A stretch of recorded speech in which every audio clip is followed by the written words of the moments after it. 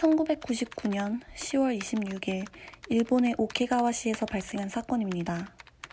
사건의 여성 시오리 이노 씨가 코마츠 카즈토 씨를 만난 것은 같은 해 1월이었습니다.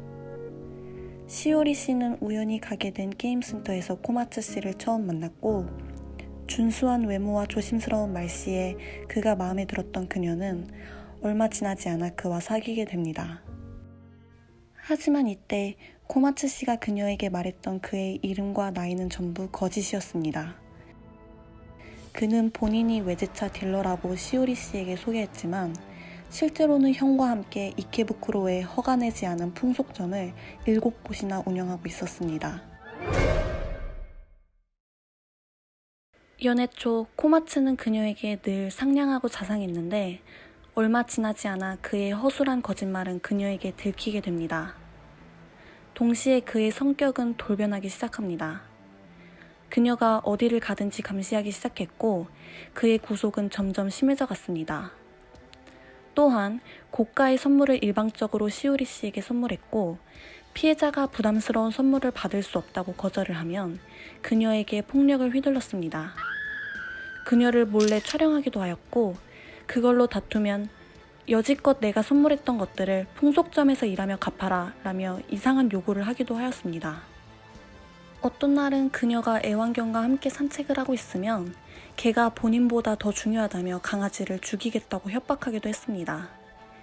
그는 점차 폭력적으로 변했고 코마츠의 병적인 질투심에 시오리 씨는 두려움에 떨게 됩니다. 그리고 3월 시오리 씨는 코마츠에게 이별을 고하게 됩니다. 하지만 코마츠는 그녀의 요구를 결단코 받아들이지 않았고 역으로 나와 헤어진다면 너네 가족을 엉망진창으로 만들어주마 하며 위협을 가했습니다. 이 시기에 시오리 씨는 주위 친구들에게 만약 내가 살해당한다면 범인은 바로 코마츠라고 전하기도 하였다고 합니다. 6월이 되자 더 이상 참을 수 없게 된 시오리 씨는 결국 다시 한번 그에게 이별을 고합니다. 그로 인해 격분한 코마츠 씨는 형인 다케시를 데리고 시오리 씨의 자택으로 찾아갔습니다. 그리고 피해자의 부모님에게 당신의 딸이 나를 벗겨먹었다. 그래서 나는 정신까지 이상해졌다. 나에게 금전적인 변상을 해달라. 혹은 그에 해당하는 성의를 보여라. 라고 몇 시간에 걸쳐 협박을 하였습니다. 시오리 씨는 이 대화를 테이프로 녹음하여 경찰에게 제출했는데 당시 경찰은 이번 사건은 민사사건입니다. 우리는 민사에 개입할 수 없습니다. 하며 그녀를 그냥 되돌려 보냅니다. 이 일이 있은 후 그녀는 모르는 사람들에게 전화가 수십 통씩 걸려왔고 또 집 앞에서 누군가가 나오라고 고함을 치는 등의 일이 잇따라 발생합니다. 몇 번이나 이 일로 경찰에게 상담을 하러 갔지만 갈 때마다 경찰은 그녀에게 흔한 남녀의 싸움일 뿐이다. 남자친구에게 선물을 많이 받았네요. 하며 쓸데없는 말만 늘여놓을 뿐 그녀를 도우려 하지 않았습니다. 이렇게 듣다 보면 도대체 그에게 선물을 얼마나 받은 거야 하며 궁금해하시는 구독자분들이 계시겠지만 실제로 시오리 씨는 이별 후 코마츠에게 받은 선물을 전부 다 돌려주었다고 합니다. 7월이 되자 누군가가 시오리 씨의 얼굴과 누드 사진을 합성한 풍속점 전단지를 그녀의 집에 잔뜩 붙여놓았습니다. 자택뿐만이 아니라 이웃집, 그녀의 대학, 또 그녀의 아버지 회사에도 이런 전단지가 붙어 있었습니다. 그 인쇄된 종이에는 시오리는 남자를 등쳐먹는 불륜 원조교제녀라며 그녀를 비방하는 문구가 적혀 있었습니다. 경찰은 그들에게 연락을 받고 출동했지만 보소를 하세요 라고 말한 뒤 그냥 돌아가 버렸습니다. 8월이 되자 시오리 씨의 아버지 회사 그리고 본사에까지 편지와 팩스로 비방 종이가 몇백 장씩 배달됩니다.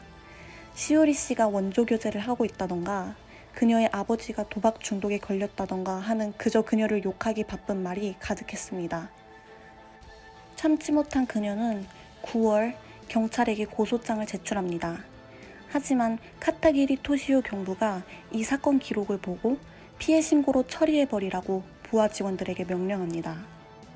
만약 피해자의 고소를 수리하게 되면 수사가 진행되는 상황을 정기적으로 현 경찰본부에 보고를 해야만 하는데요. 이게 제대로 처리가 안 되었을 때 해당 관할 경찰서의 성적은 내려가게 됩니다. 이로 인해 얻게 될 불이익이 두려워서 경찰관들은 임의로 조서를 조작하여 개찬하는데요. 게다가 시오리 씨의 가족에게는 고속장은 범인을 체포하고 나서 해도 괜찮습니다. 간단하게 다시 고소할 수 있으니까 지금 당장은 취하하세요 라고 설득합니다. 하지만 이것은 거짓말로 실제로는 한 번 취하한 고소는 두 번 다시 재고소를 할 수가 없습니다. 의도적으로 매우 악질적인 경찰들의 일방적인 수사 포기였습니다. 그리고 10월 26일 시오리 씨는 전 남자친구 코마츠 카즈토와 그의 형 코마츠 타케시 형제의 사주를 받은 쿠보타 요시우미, 이토 요시타카, 카와가미 사토시로부터 살해를 당하게 됩니다. 살해를 사주받은 요시우미는 두 형제가 경영하는 가게의 사장으로 그들에게 2천만엔, 약 한화 2억을 받고 살해를 했습니다. 그녀는 오케가와역 슈퍼 1층 출입구에서 가해자가 찌른 흉기에 오른쪽 가슴과 허리를 찔려 과다출혈로 사망하게 되었고, 가해자들은 바로 도주했으나 잡히게 됩니다. 당시 수사를 담당한 아게오서 수사반장은 상식적으로 이해되지 않는 무책임한 태도로 사건을 은폐하려 하였고, 피해자에게도 잘못이 있다는 뉘앙스를 풍기며 조소를 띤 얼굴로 기자회견을 열어 논란이 되었습니다.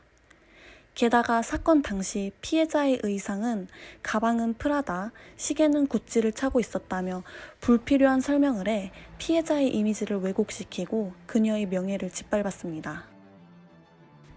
이 사건이 일본 텔레비에 방송되어 국회에서도 언급되었고, 사이타마현 경찰들은 이 일에 대해서 사죄했으며 아게오서와 담당 경찰 3명은 징계를 받고 각 면직, 집행유예 3년을 받았다고 합니다.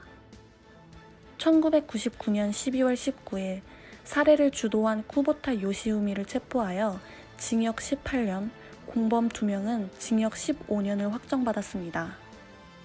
형 코마츠 타케시는 무기징역이며 살해를 의뢰한 동생, 그녀의 전 남자친구 코마츠 카즈토 씨는 도주 상태로 지명수배되었습니다. 그러다 약 일주일 후 27일 카즈토 씨는 구 샤로 호수에 몸을 던져 자살을 함으로써 이 비극은 막을 내리게 됩니다.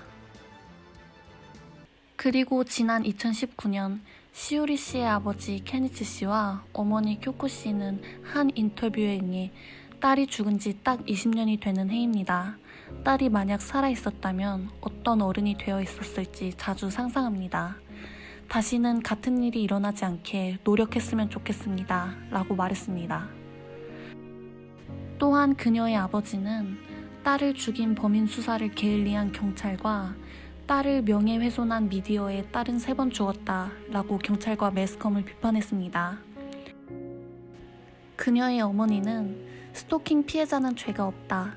사건이 벌어지면 바로 경찰에 상담하기를 바란다.